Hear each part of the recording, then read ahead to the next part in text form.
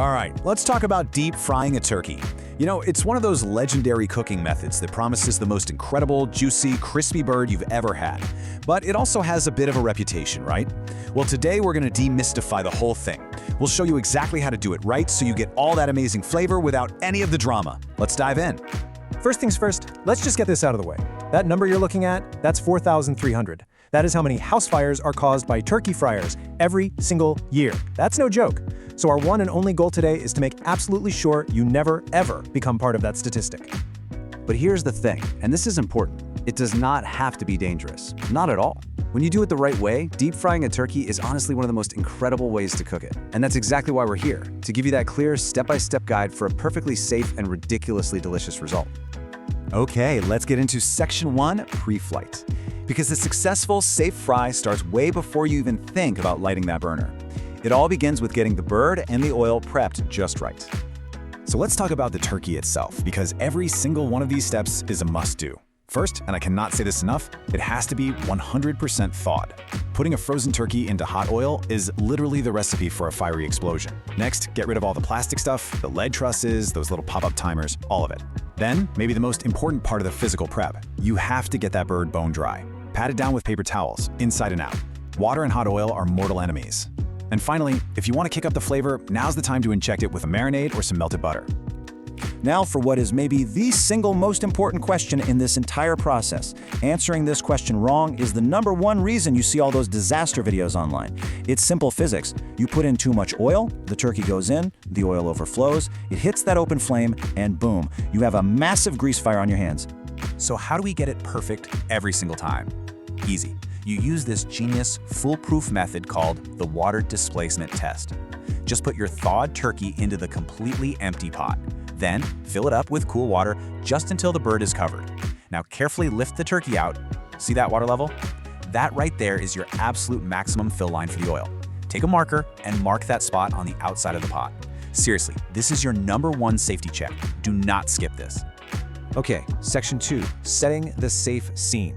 Your bird is prepped, you know how much oil you need, now it's time to set up your cooking station. And trust me, where you cook is just as critical as how you cook.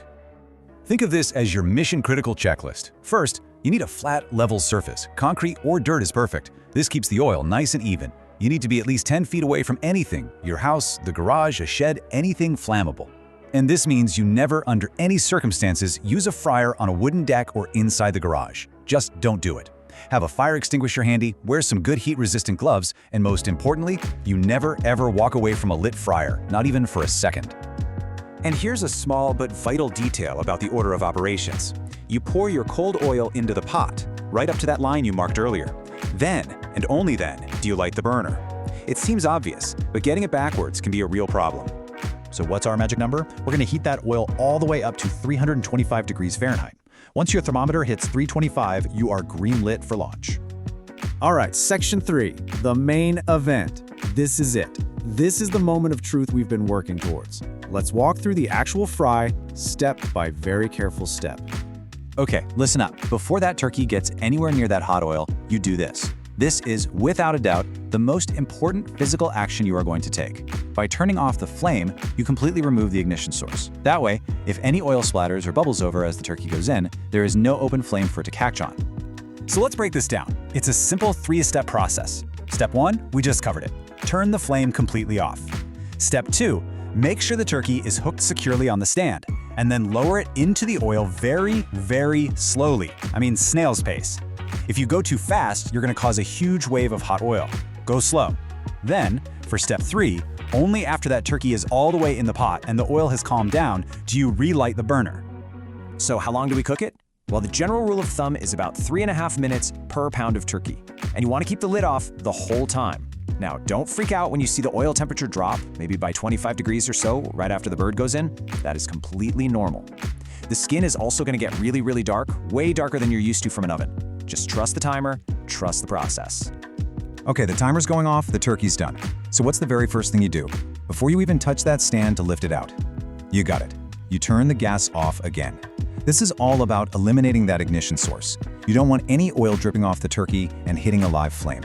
Safety first, all the way through. Now, with the flame off, you can carefully lift that beautiful turkey out. Just let it hang over the pot for a minute or so to let all that excess oil drip back in. Then, get it onto a carving board or a pan, and just let it be. Let it rest for at least 20 minutes before you even think about carving.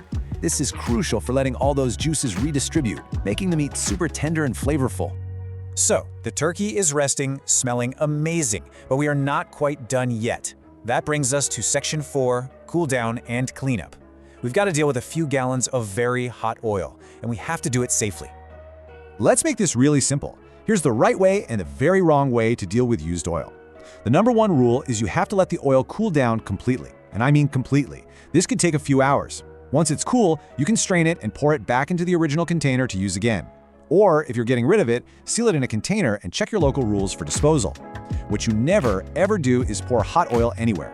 Don't dump it in your yard, and please don't pour it down the drain. Wow, we have covered a ton of information.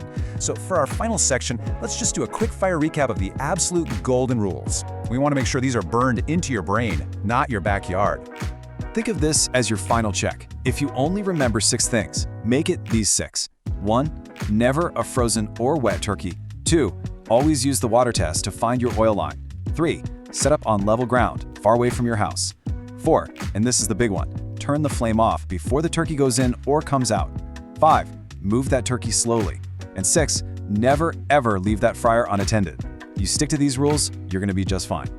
So, at the end of the day, it all comes down to this. You now have all the knowledge, you have the safety checks. The road to a perfectly cooked, insanely delicious, and, most importantly, safe deep-fried turkey is right in front of you.